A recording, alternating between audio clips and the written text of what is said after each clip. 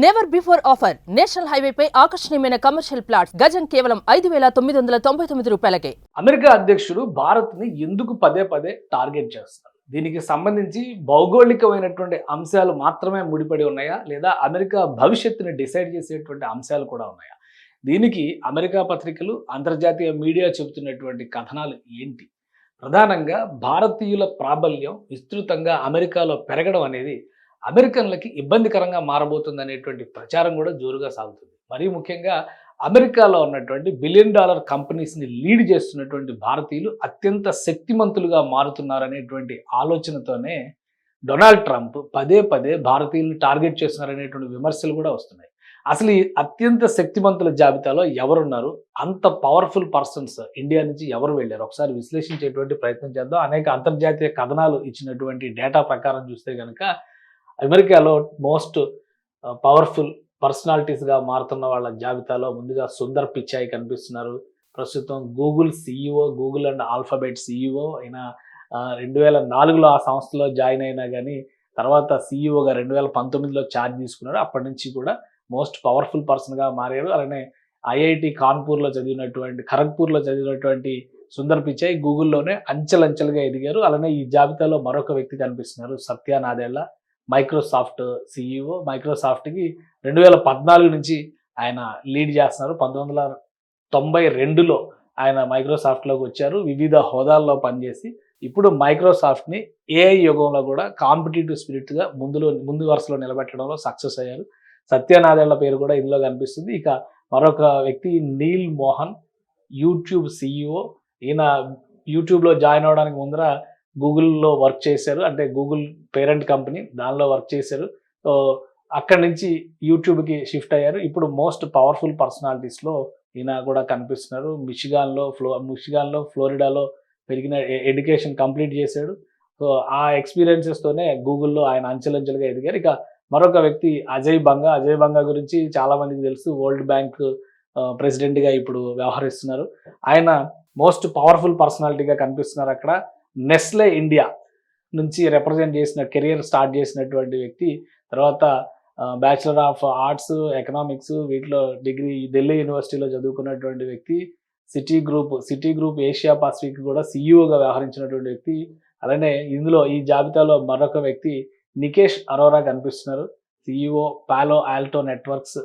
ఈ కంపెనీ గురించి చాలా మందికి తెలుసు. ఇది ఈ మధ్య కాలంలో కాంపిటేటివ్ స్పిరిట్తో పెరుగుతున్నటువంటి కంపెనీ. ముఖ్యంగా మొబైల్ లాంటి వాటిలో ఇన్వెస్ట్మెంట్స్ పెద్ద ఎత్తున పెడుతుంది. Arona began his career in finance, networking, investment opportunities చూసుకునేటువంటి వ్యక్తిగా ఉన్నటువంటి వ్యక్తి. అలానే chief marketing officer, senior vice president, ఇట్లాంటి హోదాలన్నీ కూడా ఆయన పోషించారు. తర్వాత చూస్తే కనుక వివేక్ శంకరన్ కనిపిస్తున్నారు. వివేక్ శంకరన్ ఆల్బర్ట్సన్స్ కంపెనీకి సిఇఓగా వ్యవహరిస్తున్నారు. 2019 నుంచి ఈ కంపెనీని ఆయన టేక్ ఓవర్ చేసి ఈ కంపెనీలో ఉన్నారు. సో వీళ్ళంతా కూడా మోస్ట్ పవర్ఫుల్ ఇండియన్స్ కింద కనిపిస్తారు. జార్జ్ కురియన్ సిఇఓ నెట్యాప్, అన్నీ కూడా ఐటీ బేస్డ్ కంపెనీలే ఎక్కువ ఉన్నాయి. ఫైనాన్స్ రంగానికి, ఐటీకి సంబంధించినటువంటి కంపెనీలు ఎక్కువ కనిపిస్తున్నాయి. జార్జ్ కురియన్ యూనివర్సిటీ ఆఫ్ ప్రిన్స్టన్లో ఆయన మాస్టర్స్ చేశారు. అక్కడి నుంచి ఆ కంపెనీలో సీనియర్ వైస్ ప్రెసిడెంట్ ఇలా ఎదుగుతూ వచ్చారు. ఇక జయశ్రీ ఉల్లాల్ ఇందులో కనిపిస్తున్నారు. ఆర్టిస్టా నెట్వర్క్స్ దీనిలో సిఇఓగా వ్యవహరిస్తున్నారు. అలాగే వీళ్ళు టాప్ 10లో ఉన్నటువంటి పర్సనాలిటీస్. మనం శంతను నారాయణ్ అడోబ్ సంస్థకు సంబంధించి సిఇఓగా వ్యవహరిస్తున్నారు. ఇండియన్ ఆరిజిన్స్, ఇండియా నుంచి వెళ్ళినటువంటి వ్యక్తి. అరవింద్ కృష్ణ ఐబిఎంని లీడ్ చేస్తున్నారు ప్రస్తుతం. ఐబిఎం అనేది కూడా హార్డ్వేర్ రంగంలో మోస్ట్ పవర్ఫుల్ కంపెనీ. సో ఆయన ఇండియనే.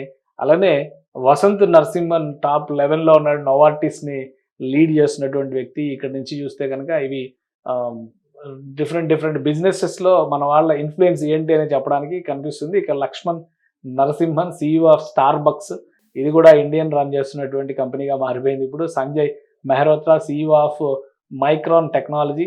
ఇలా చెప్తూ పోతే విమల్ కపూర్, ఈ జాబితా పెరుగుతూనే ఉంది. హనీవెల్. సో మొత్తం ఒక టాప్ 20 కంపెనీస్ తీసుకుంటే 20 కంపెనీస్లో ఇండియన్స్ పర్సంటేజ్ 15 దాకా ఉంటున్నటువంటి పరిస్థితి ఉంది. సో అమెరికాలో ఉంటున్నటువంటి నేటివ్ అమెరికన్స్కి ఇండియన్స్ ఎదుగుతున్నటువంటి విధానం ఆందోళన కలిగిస్తోంది. కాబట్టే డొనాల్డ్ ట్రంప్ ఉద్దేశపూరితంగా ఇండియన్స్నే ఎక్కువ టార్గెట్ చేస్తున్నారనేటువంటి విమర్శలు రేగుతున్నాయి. ఆయన ఏ అంశాలను బేస్ చేసుకుని చేస్తున్నారనే దాని మీద స్పష్టంగా చెప్పపోయినా కానీ జాతీయ అంతర్జాతీయ కథనాలు ఇస్తున్నారు. టాప్ సిఇఓస్ ఇక్కడ ఈ లిస్ట్లో సత్యనాదెళ్ల పేరు ముందు ఉంది. ఇందులో చూస్తే కనుక ఇది కూడా సేమ్ అదే major corporation, top Indian CEOs heading major corporations, ఇవన్నీ కూడా నేషనల్ ఇంటర్నేషనల్ మీడియాలో వస్తున్నటువంటి కథనాలు.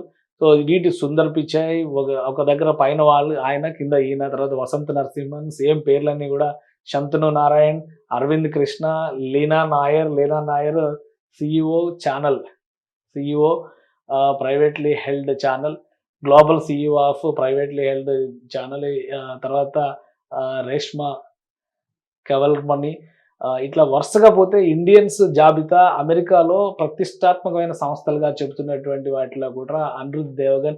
ఇది ఇండియన్స్ ట్రాక్ రికార్డు అమెరికాలో ఈ విధంగా వేళ్ళూనుకుంటూ వెళ్ళడం అనేది నేటివ్ అమెరికన్స్లో ఒక ఎమోషన్స్ని క్రియేట్ చేయడం ద్వారా అడ్వాంటేజ్ పొందాలని డొనాల్డ్ ట్రంప్ ఆధ్వర్యంలో ఉన్నటువంటి రిపబ్లికన్ పార్టీ భావిస్తోందా అనే అనుమానాలు వస్తున్నాయి.